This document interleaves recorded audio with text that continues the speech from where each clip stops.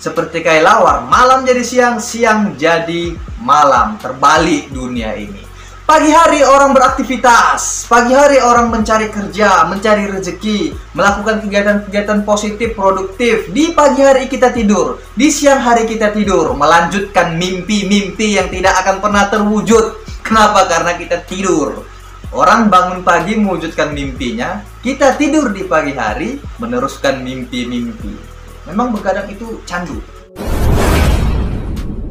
Assalamualaikum warahmatullahi wabarakatuh. Salam laga jondong pemirsa dimanapun Anda berada. Waktu siapapun kita yang terlahir di atas muka bumi ini, baik itu anak presiden, anak sultan, anak raja, anak gubernur, anak bupati, anak kepala desa, RT, RW, bahkan anak orang terkaya di dunia sekalipun mempunyai jatah waktu yang sama, 24 jam, terbagi menjadi dua, malam dan siang. Waqtilafil laili wan nahar. Ya, ada perbedaan malam dan siang. Ada sebagian orang menggunakan waktu dan akhirnya menyesal. Dan ada juga sebagian orang menggunakan waktu akhirnya bahagia, sukses. Al-waktu kasayf. Waktu itu seperti pedang. Kalau kita punya pedang, tidak pandai menggunakannya, bisa jadi pedang itu akan melukai kita. Nggak usahlah pedang, parang misalnya, atau pisau dapur, atau silet. Banyak kan yang terluka karena mungkin menggunakannya tidak pandai, atau lalai, atau teledor, atau apalah. Waktu seperti itu. Jadi ingat, waktu itu sangat berharga. Al-waktu athmanu minaz zahab. Waktu itu lebih berharga daripada emas. Ini ada emas nih, ini ada waktu. Kira-kira Anda pilih yang mana? Ada beberapa kesalahan menggunakan waktu. Yang pertama, begadang. Siapa nih di antara kita yang hari ini masih begadang? Ya, masih candu dengan nikmatnya menghirup udara di malam hari.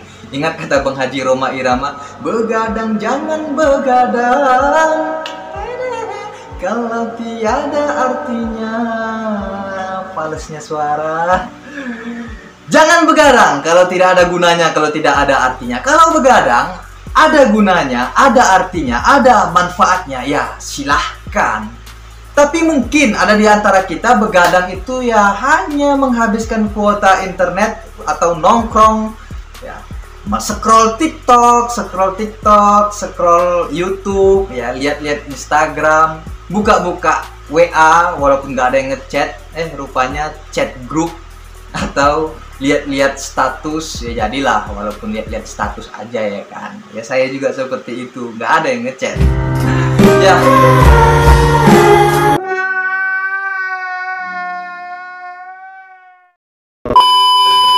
Kalau kita sudah begadang, pasti pagi atau siangnya mata kita menuntut, karena mata ini butuh istirahat. Kalau malam tidak istirahat, kalau malam tidak tidur, ya bisa dipastikan siangnya atau paginya kita tidur. Ya. Seperti kelelawar, malam jadi siang, siang jadi malam. Terbalik dunia ini. Pagi hari orang beraktivitas, pagi hari orang mencari kerja, mencari rezeki, melakukan kegiatan-kegiatan positif, produktif. Di pagi hari kita tidur, di siang hari kita tidur, melanjutkan mimpi-mimpi yang tidak akan pernah terwujud. Kenapa? Karena kita tidur. Orang bangun pagi mewujudkan mimpinya, kita tidur di pagi hari meneruskan mimpi-mimpi. Memang begadang itu candu. Sehari saja sudah begadang, malam besoknya itu begadang. Terus berkelanjutan. Ini otomatis kalau malam kita sudah begadang, paginya atau siangnya kita tidur, malam besoknya itu tidak bisa tidur lagi. Kalau saya pribadi ya, saya termasuk orang yang susah tidur. Apalagi kalau tidur siang, malamnya itu payah tidur walaupun sudah dimatikan lampu, ya, kamar sudah aman, sudah nyaman, tidur di atas kasur, ada bantal guling, hidupkan sedikit-sedikit musik, mata dipejamkan, itu tidak bisa tidur. Apapun ceritanya, kalau dipejamkan mata, pikirannya entah kemana-mana. Akhirnya buka HP, lihat sosial media, lihat TikTok, ya begitulah. Ada tips ini untuk saya pribadi dan mungkin bisa dicontoh untuk kawan-kawan. Kalau saya sudah begadang malam ini, misal malam ini saya begadang, besoknya saya berusaha agar tidak begadang. Caranya, pagi saya tidak tidur, apapun ceritanya. Kalau mata sudah ngantuk, sudah berat, mandi, kepala itu direndam, mata itu direndam dengan air, gitu. Ya, direndam air. Kemudian lakukan kegiatan-kegiatan, jangan sampai diam. Kalau diam itu ngantuknya datang. Terus sampai siang, ya, sampai malam. Bisa dikatakan 1 hari full tidak tidur. Ya, kenapa? Kalau saya tidur siang, malamnya saya tidak bisa tidur lagi. Nah, kalau pagi, siangnya saya tidak tidur, malamnya mata akan menuntut. Bisa jadi jam 10, jam 11 mata sudah berat. Dan disitulah kita tidur, istirahat. Kalau sudah istirahat, otomatis pagi jam 5 atau jam 6 sudah bangun. Ya. Itu caranya. Jadi 1 hari full itu jangan tidur, agar kita tidak begadang. Itu menurut saya, versi saya, cara agar kita tidak begadang. Itu menurut saya ya. Mungkin kawan-kawan ada yang matanya mudah tidur, walaupun pagi atau siang tidur, malamnya dipejamkan mata agak 5 menit tidur, tidak sadarkan diri. Kalau saya tidak bisa. Itu bebas seperti apa. Oke, yang pertama, jangan begadang kalau tidak ada gunanya. Karena berapa banyak waktu yang kita habiskan dengan begadang. Lebih baik kita tidur cepat, besoknya bangun, ya, badan segar. Kalau kita bangun pagi itu badan fresh, badan segar. Daripada kita bangun siang, badan itu agak capek, mata pun tidak enak. Ya, tidak enak dilihat. Ya. Bengkak-bengkak mata itu kan kalau tidur siang. Ya, itu. 1, jangan begadang. Karena waktu habis sia-sia dengan begadang. Apalagi kalau tidak ada gunanya. Oke, yang kedua, rebahan. Kaum milenial, ya, anak muda sekarang tidak asing lagi dengan kata-kata rebahan. Apalagi belakangan ini ada lockdown, ada PPKM, di mana kegiatan kita terbatas, tidak boleh keluar-keluar, disekat-sekat.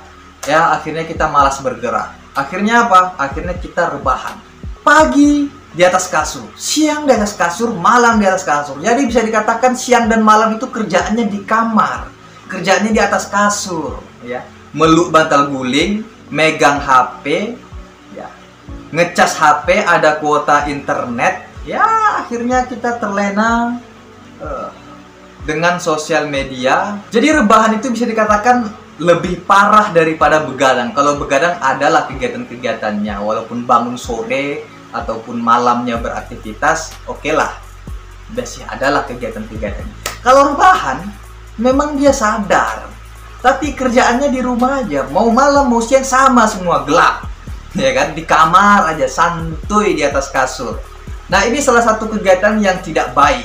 Kalau kita hari ini masih rebahan, kawan-kawan di antara kita, ini khusus untuk saya pribadi dan juga kawan-kawan yang mungkin masih menikmati rebahan, ya, yuk sama-sama kita rubah pola hidup kita, jangan lagi rebahan.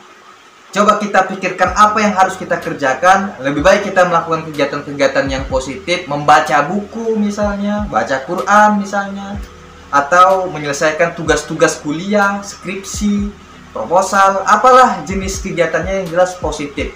Daripada kita rebahan menghabiskan kuota, lebih baik kita melakukan kegiatan-kegiatan yang berfaedah. So, berhentilah rebahan, oke? Yang ketiga, menunda-nunda waktu. Siapapun di antara kita pasti mempunyai target yang harus diselesaikan. Entah itu tugas, entah itu kegiatan-kegiatan, entah itu pekerjaan. Ada nih orang-orang yang hobinya menunda-nunda waktu. Saya juga pernah merasakan bagaimana nikmatnya menunda-nunda waktu dan akhirnya menyesal. Ya, hari ini kita punya waktu kosong. Hari ini kita punya waktu kosong dan hari ini kita punya pekerjaan yang harus diselesaikan. Tapi ada pikiran-pikiran yang merusak. Apa pikiran itu? Kan masih ada waktu besok. Kan masih ada waktu lusa. Kan masih ada minggu depan. Kalau kita masih menunda-nunda waktu, ya kita ini adalah calon orang-orang yang merugi. Ya. Karena kalau kita menunda-nunda waktu, besok ke besok, besok ke besok, akhirnya apa? Sesuatu yang kita kerjakan hasilnya tidak maksimal. Di situ lompat, di situ buang air, di situ makan, ya, di situ terjun, ya akhirnya tidak maksimal.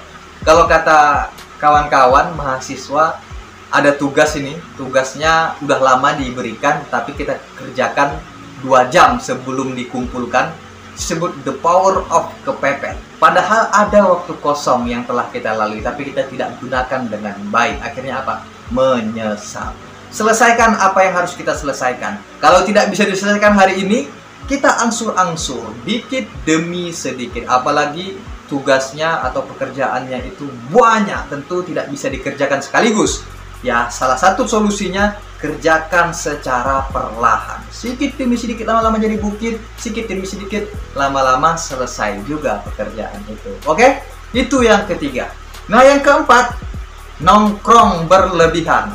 Nongkrong itu boleh, ya. Ngopi itu boleh dengan kawan-kawan, ngumpul dengan kawan-kawan itu tidak masalah. Tapi kalau kita nongkrong tiap hari, ini saya rasa perlu dikurangi ya. Kalau kita nongkrong tiap hari, kerjaannya gibah, kerjaannya menceritai keburukan orang lain, ya kerjaannya main game, kerjaannya mabar, ya saya rasa ini perlu dikurangi. Sesekali itu boleh, tapi kalau tiap hari kita nongkrong menghabiskan waktu, ya waktunya itu tidak berguna, hanya menggunakan waktu untuk duduk bersama, menceritai kesalahan orang, ya saya rasa ini perlu ditinggalkan. Tinggalkan saja. Nggak masalah kita dibilang kurang pergaulan, nggak masalah kita dibilang kurang teman, ya nggak masalah. Ya, kan tidak mesti harus setiap hari. Bisa jadi seminggu 2 atau 3 kali. Kalau tiap hari ya jangan nongkrong tiap hari. Apalagi nongkrong pagi sampai siang, pulang makan, habis itu nongkrong lagi sampai malam, begadang lagi. Akhirnya tidak ada hasil dari tongkrongan itu. Lebih baik kita melakukan sesuatu yang positif, produktif. Ya. Diskusi misalnya, kalau diskusi, nongkrong diskusi nggak masalah, bedah buku nggak masalah. Tapi kalau nongkrong hanya menghabiskan waktu yang tidak berfaedah, lebih baik jangan. Mulai dari sekarang, kalau kita sering-sering nongkrong, mengorek kantong, ya kan, habis itu tidak ada manfaatnya, lebih baik kita robah pola-pola hidup seperti ini. Pola-pola nongkrong kita ini agak dirubah. Ya, yang biasanya nongkrong seminggu 7 kali, ya kita ubah 2 kali atau 3 kali. Yang biasanya nongkrong dari pagi, siang, malam, ya kita robah pagi aja kita nongkrong, atau malam aja kita nongkrong. Refreshing, ya oke, duduk dengan kawan-kawan, nggak masalah. Tapi kalau tiap waktu, ini bermasalah. Oke ya, jadi itu hal-hal yang perlu saya sampaikan tentang penyalahgunaan waktu. Bukan penyalahgunaan narkoba ya, tapi penyalahgunaan waktu.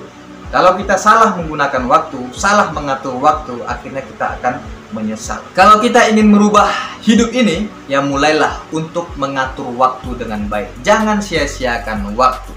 Ingat, waktu yang telah kita lalui tidak akan pernah kembali. Lan tarji'al ayyamul lati madat. Tidak akan pernah kembali hari-hari yang telah berlalu. Oke? Assalamualaikum warahmatullahi wabarakatuh.